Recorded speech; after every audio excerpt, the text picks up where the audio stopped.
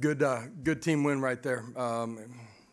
Excited about the way that football team came out and performed defensively. Just an elite performance from really start to finish. Played so well against the run, tight coverage, applied pressure to the quarterback. Just a really good performance, and proud of what they did offensively. Efficient in the run game. There's some things that we got to clean up as well. Wasn't as clean as we're capable of playing and as clean as we're going to need to play as we continue. But all in all, really good performance. O-line played really hard and played well. The special teams thought we were solid all night in that phase of the football game. Chase just missed the long one, or Max, I'm sorry, not Chase, going back in time there. But all in all, really solid performance. So open it up. First question is back right. Josh, you ran with a lot of 12 personnel tonight, a lot of two tight end sets. Was that just something you saw with them on scheme? What was that? And then just kind of take everybody through just the defensive performance tonight. You've not allowed a touchdown on defense in 2 weeks. Yeah. Obviously, we gave up one on the offense side of the ball tonight, but defensively played really well. 2 weeks, not allowing an opponent into the end zone. Just it starts with defending the run game, violent, disruptive up front, being great in our fits, and then applying pressure to the quarterback and being really sound in our coverage. I really like, the growth that we've had in the early part of the season. I like our personnel. There's some things that we can continue to get better at, but they got great energy, camaraderie. They care about each other. We're able to rotate. We got depth. We just got to keep growing, but really love what Coach Banks and our defensive staff and players have done. Offensively, for us, 12 personnel has been something that we've been working on for a while. Our roster, when we got there, for us, we had scholarship limitations, and in particular on the offensive side of the football, that's kind of where you pick your poison. And when I say that, you're going to be limited at some position, and this is the deepest that our tight end room has been. We've been working on 12 personnel, through the spring and through training camp, and so we see it as something that will be a part of what we continue to do. Second row to our left. Rob Lewis with VolQuest.com. Coach, since you've been here, the identity of this program has been high scoring, explosive offense. What was it like tonight to sit there and just watch your defense just dominate that? Yeah, it's not the only time that they've played like that. But again, with the growth and development of our roster, we're able to play more people. That gives you depth. That helps. And the growth of our players and who we have within the scheme that Coach Banks and our defensive staff have continued to develop these guys. They've been playing well, and I love the future of what we have over there. Front row. Brett Friedlander, Saturday Down South. Let me just say one more thing. The standard at Tennessee is to be elite on defense. This is the home of Reggie White, Al Wilson, Eric Berry.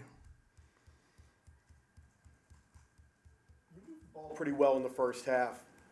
20 points is still pretty good, but you got more production out of it in the second half.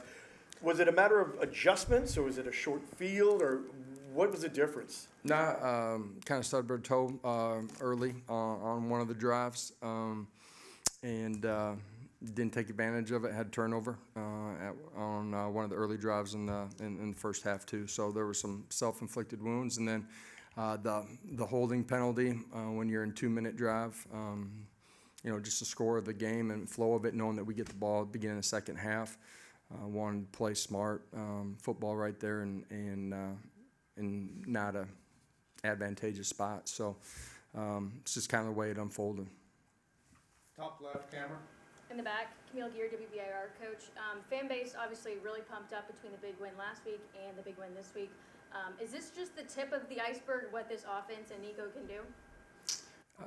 As a football team, I'm proud of what we've done for 2 weeks.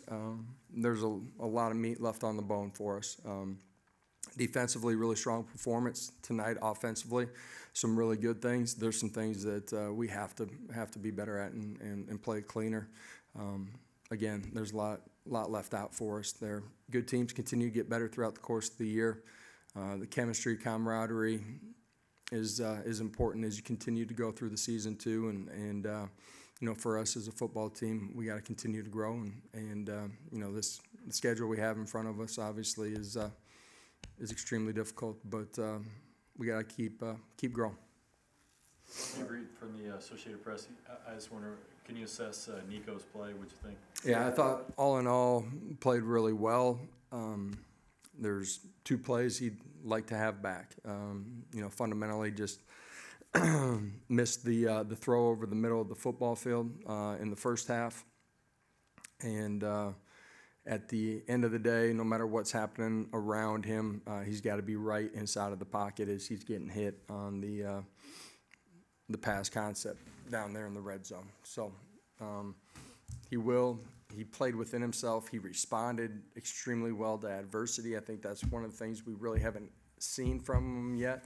Really proud of his demeanor and being ready to come play the next play independently, which is what you have to do as a quarterback. Back middle. Charlie Gribble, 24/7 Sports. Coach, talk about how big the pick six was in the second quarter in terms of a momentum swing. Momentum swing after the pick. For us, I got to remember the exact flow. Was it the pick that led to that pick? They kicked a field goal right afterwards. Yeah. But it's a one-score game right there, I think, and a guy off the edge forcing him, to find a window, and huge play by Brooksy. It was a part of the straw that broke the back of them. You know what I mean? It started creating momentum for us. So. Left, second row. Josh, Wes Rucker, 24/7 Sports. A couple things. Do you remember many games you've coached in or played in where the field was kind of tilted the way it was those final 3 quarters? It seemed like the entire thing was played on one half. And then also any update on Tyree West? Yeah, no update on Tyree. I think he'll be okay, but we'll find out. And then, just from 4th down stops to turnovers, the momentum, is a completely different game. The last 3 quarters of the football game. Second row. Adam Sparks, News Sentinel. Josh, how do you think team morale is impacted when you're playing so many guys and you're rotating so many guys into the game? Yeah, I think the more guys that are seeing game action, the investment continues to grow, and they see opportunity. And I said that to some of the guys that didn't make the trip here too. It changes from week to week. You continue to invest. You always cash in on it at some point in life and in this game. It's not necessarily when you want it, but when you're ready. If you continue to prepare to be ready for your opportunity, when your opportunity comes, you're ready to take advantage of it. And a lot of our guys that played tonight have been in those types of scenarios. Back right. Josh, when you look at Miles Kitselman, kind of where he came in at and now where he's at tonight with the most catches he's had in his career and getting the end zone with a touchdown, what's he done that's impressed you all and Coach Abel? Yeah, that tight end room, it's really cool to see those guys all get along, care about each other, be happy when somebody else has success. And Miles, a huge part of that. Got great trust in him that he's going to go execute his assignment at a really high level. He's extremely tough mentally and physically, demands it from the guys around him. Extremely high football IQ, got a really good feel for the game, and it's a huge part of why the guys love him. But that tight end room as a whole, Holden and Ethan, just the continued growth from those guys, it's a really cool vibe inside of that room. Anyone else? Last question. Riley Halton, WTK. You now got 2 games in a row with Dylan Sampson over 150 all-purpose yards. What's a guy like that do for you on the offensive side of the football? Great trust in Dylan. He's a great leader for us.